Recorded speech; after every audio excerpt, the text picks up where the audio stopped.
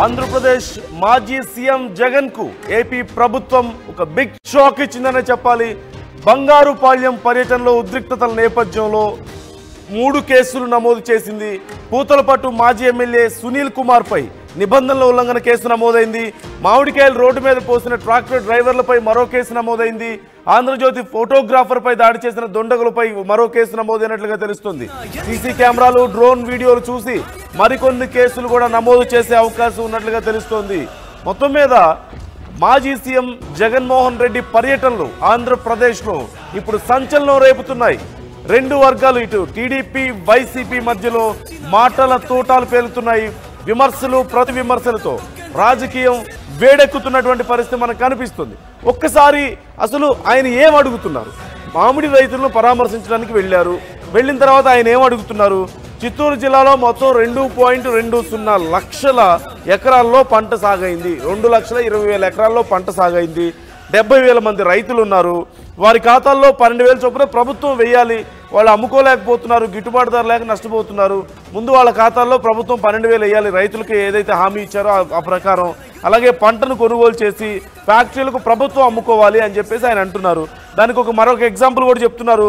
కర్ణాటకలో జనతాదళ నేత కుమారస్వామి అడిగితే కిలో 16 రూపాయలు పెట్టి కేంద్రం కొనుగోలు చేసేందుకు ముందుకు వచ్చింది. ఆ రాష్ట్రంలో కొనుగోలు చేసేలా అక్కడ నేతలు చర్యలు తీసుకుంటే మరి ఇక్కడ చంద్రబాబు ప్రభుత్వం ఏం చేస్తుంది? ఆయన ఒక మాట కూడా ఉపయోగించారు, గాడిదలు కాస్తుందా ప్రభుత్వం అంటూ ఉపయోగించారు. అలాగే వైసీపీ ప్రభుత్వంలో కిలో 29 రూపాయలకు మేము విక్రయిస్తే ఇప్పుడు కనీసం 12 రూపాయలు కూడా ఇప్పించలేని పరిస్థితుల్లో మీ ప్రభుత్వం ఉందా అనేది ఆయన నుంచి వచ్చినటువంటి ప్రశ్న. 3 రోజుల నుంచి కేవలం ఇప్పుడు నేను వస్తున్నానని తెలిసి 3 రోజుల నుంచి 6 రూపాయలు ఇస్తాం మీకు కిలోకి అని చెప్పేసి మెసేజ్లు పెడుతున్నారు అని చెప్పేసి కూడా ఆయన వస్తున్నారు అని చెప్పి ఆయన మాట్లాడుతున్నటువంటి పరిస్థితి.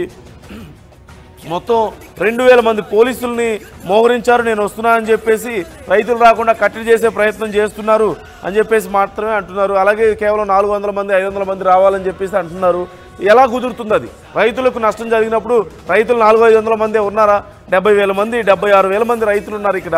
వాళ్ళు పరామర్శించ వచ్చినప్పుడు వాళ్ళలో చాలామంది వస్తారు. వాళ్ళ సమస్య కోసం మాట్లాడడానికి వచ్చినప్పుడు నాకు సపోర్ట్ ఇవ్వడానికి, సంఘీభావం తెలపడానికి వస్తారు. అలా ఎలా మీరు ఆపగలుగుతారు అనేది జగన్మోహన్ రెడ్డి గారి ప్రశ్న నిన్న మాట్లాడిన తర్వాత మనం చూసాం. సరే, ఇది పక్కన పెడదాం. ఇప్పటికే 3 కేసులు నమోదు చేశారు. అక్కడ ఉన్నటువంటి డ్రోన్ కెమెరాలని, ఆ విజువల్స్ని పరిశీలించిన తర్వాత మరిన్ని కేసులు పెట్టే అవకాశం ఉంది అనేది కనిపిస్తోంది. ఇక రాజకీయంగా జరుగుతున్నటువంటి పరిణామాలు ఒకసారి చూడాలి ఖచ్చితంగా. టీడీపీ వర్సెస్ వైసీపీ మరొక ముఖ్యమైన అంశం మనం నిన్న కూడా మాట్లాడుకున్నాం. జనసేన కానీ బీజేపీ కానీ ఈ ఫైట్లో దిగడం లేదు. జగన్మోహన్ రెడ్డి చేస్తున్నటువంటి ఈ పరామర్శలు, ఈ యాత్రల విషయంలో పెద్దగా ఎక్కడ ఇన్వాల్వ్ అవుతున్నటువంటి పరిస్థితి లేదు. క్లియర్గా ఇది టీడీపీ వర్సెస్ వైసీపీ మాత్రమే జరుగుతుంది. ఇక్కడ ఒక కోణంలో చూస్తే ప్రతిపక్ష నాయకుడు ప్రజల్లోకి వెళ్ళేటప్పుడు సుమారుగా 38-39% ఓటింగ్ ఉన్నటువంటి నాయకుడు ప్రజల్లోకి వెళ్ళేటప్పుడు సహజంగా ప్రజలు భారీ ఎత్తున తరలి వస్తారు.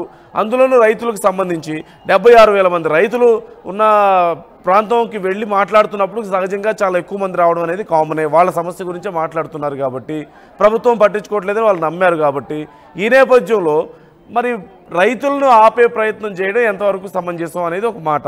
లేదు, 400 మందికే పర్మిషన్ ఇస్తామని చెప్తున్నారు. గతంలో లోకేష్ కానీ చంద్రబాబు కానీ ఇలాగే పర్యటనలు చేసినప్పుడు ప్రభుత్వం అలా అడ్డంకులు సృష్టించింది. గతంలో కూడా వైసీపీ ఇలాంటి పనులు చేసింది. ఏదో చాలామంది చనిపోతున్నారు, తొక్కిసలాట జరిగి ఎక్కువ మందికి పర్మిషన్ లేదు, అది కొన్ని చాలా చేసింది. అలాంటి సమయంలో ఏం మాట్లాడారు? మరి ఆ మాటలు ఇప్పుడు ఎందుకు వర్తించవు అనేది ఇక్కడ ఒక కీలకమైనటువంటి ప్రశ్నగా ఖచ్చితంగా ఉంటుంది. గతంలో మీకు ఇవి అడ్డంకులుగా అనిపించినప్పుడు, ప్రభుత్వం నుంచి ఒక నిరంకుశ వైఖరిలాగా మీకు కనిపించినప్పుడు, ప్రభుత్వం అణచివేస్తుందని మీకు కనిపించినప్పుడు ఇప్పుడు ఎందుకు కనిపించదు అనేది కీలకమైనటువంటి ప్రశ్న. మరోవైపు చూసినట్లయితే కొంతమంది వైసీపీ కార్యకర్తలకు వాళ్ళ మీద దాడులు జరిగినాయని, వాళ్ళకి దెబ్బలు తగిలిన పరిస్థితిని కూడా చూసాం.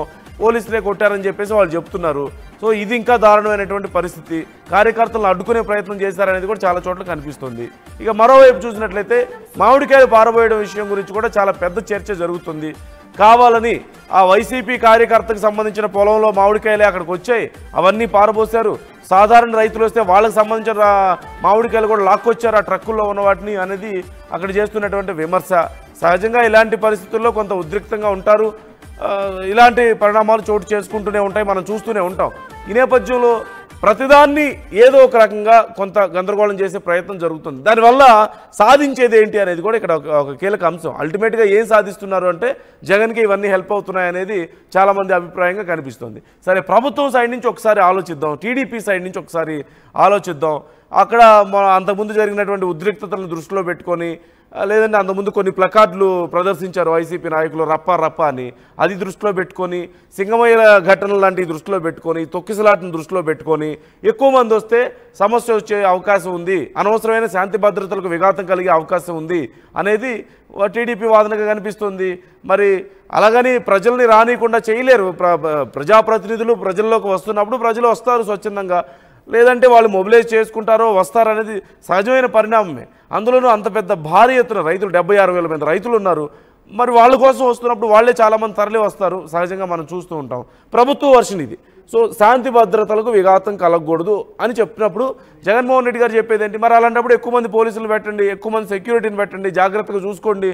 నేను మాజీ సీఎంని కదా, నేను వస్తుంటే ప్రజలు వస్తారు కదా, అలాంటప్పుడు జాగ్రత్త చూసుకోవాల్సిన బాధ్యత మీదే కదా ప్రభుత్వంలో ఉన్న వాళ్ళది అనేది ఇటు వర్షన్గా మనకు కనిపిస్తుంది. మరోవైపు ఆల్రెడీ కొన్ని సమస్యలు వచ్చాయి, శాంతి భద్రతలకు విఘాతం అంటే రూల్స్ని అతిక్రమిస్తున్నారు, పోలీసులు చెప్పినా వినట్లేదు అనేది కూడా చెప్తున్నారు. ఇలా చాలా కారణాలు, లేదంటే అనవసరంగా వెళ్ళి రెచ్చగొడుతున్నారు, రైతుల్ని మభ్యపెట్టే ప్రయత్నం చేస్తున్నారు అంటున్నారు. పొగాకు రైతులకు కానీ, మిర్చి రైతులకు కానీ, ఇప్పుడు మామిడి రైతులకు కానీ జగన్మోహన్ రెడ్డి గారు బయలుదేరిన తర్వాతనే సహజంగా ప్రభుత్వం నుంచి ఎక్కువ కదలిక కనిపిస్తుంది. లేఖలు రాయడం కానివ్వండి, లేదంటే మద్దతు ధర విషయంలో కొంచెం ఆలోచించడం విషయంలో కానీ కనిపిస్తుంది. సో ఇలా అన్ని పరిణామాలను రెండు సైడ్ల నుంచి ఖచ్చితంగా మనం ఆలోచించాలి. సురేష్ ఉన్నారు మనతో. సురేష్, డీటెయిల్స్ ఏంటి? 3 కేసులు నమోదైనట్లుగా తెలుస్తుంది, మరిన్ని కేసులు పెట్టబోతున్నారు. ఎలా ఉండబోతున్నాయి పరిణామాలు? ఎవరి వర్షన్, ఇద్దరు వర్షన్స్ మనం చూస్తున్నాం కదా.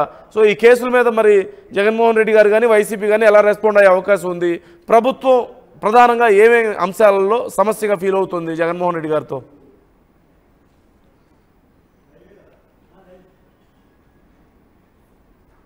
పోలీసులు విధించినటువంటి ఆంక్షలు కాకుండా చట్ట విరుద్ధంగా కొన్ని కార్యక్రమాలు నిర్వహించారంటూ కూడా పోలీసులు 3 కేసులు నమోదు చేయడం జరిగింది.